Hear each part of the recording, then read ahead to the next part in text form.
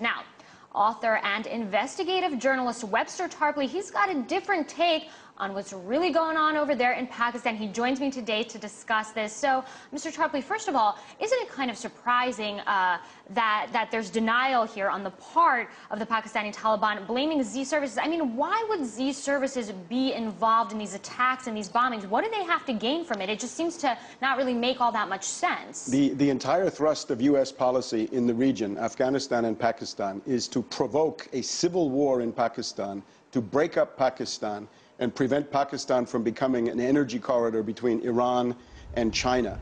And I think this claim is actually quite plausible, that it was not the Taliban who set these bombs in the women's market, killing 108 women and children, 100 more wounded, but that this was quite possibly Blackwater.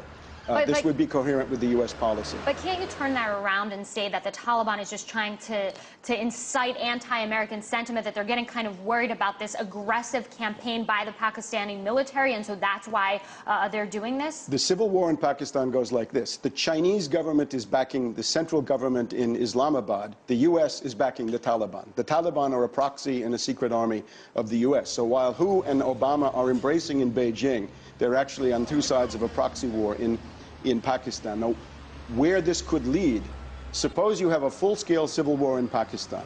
Suppose the Taliban get somewhere near the nuclear forces of Pakistan. Now, that would get out of the area of a big regional crisis into some kind of a shocking, spectacular world panic. And I think there are people in Wall Street who would like to do that. We've got a terrible weakness in the dollar right now. The dollar goes down, down, down.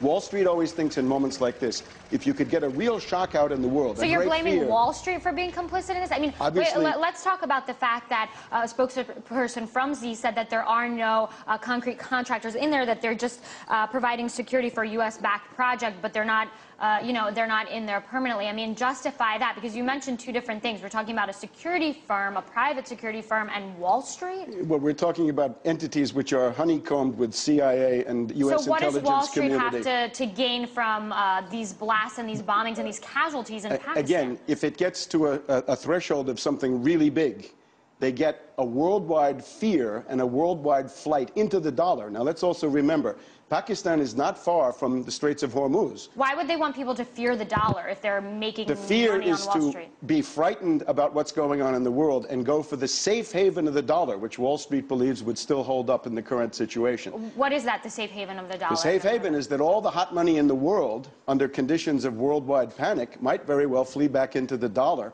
which would allow the propping up of the dollar compared to the euro, the yen, and even the renminbi, because the countries that would suffer, if anything happened to the flow of oil out of the Straits of Hormuz, it would be Japan, China, and Europe who would take it on the chin, and the U.S. would be relatively cushioned against this. It would be an oil crisis. Now, the other thing that plays into this is things have changed here in the U.S. We have a wave of Islamophobia like we haven't had in quite a few years. We've got the Fort Hood Major Hassan case, I believe a patsy. We've got the KSM trial in New York coming up. We've got the seizure of Iranian mosques. We've got a whole series of things that are feeding into an anti-Muslim hysteria. And when that happens, you have to ask why. Who's doing it? What is being prepared? So you're saying it's a lot of different issues here at play. I want to thank you for being here. It's going to be back to you over there in Moscow. Webster Tarpley here with me in the studios in Washington, D.C. Thank you. That was Dana Gazowski talking to Webster Tarpley, an American author and investigator.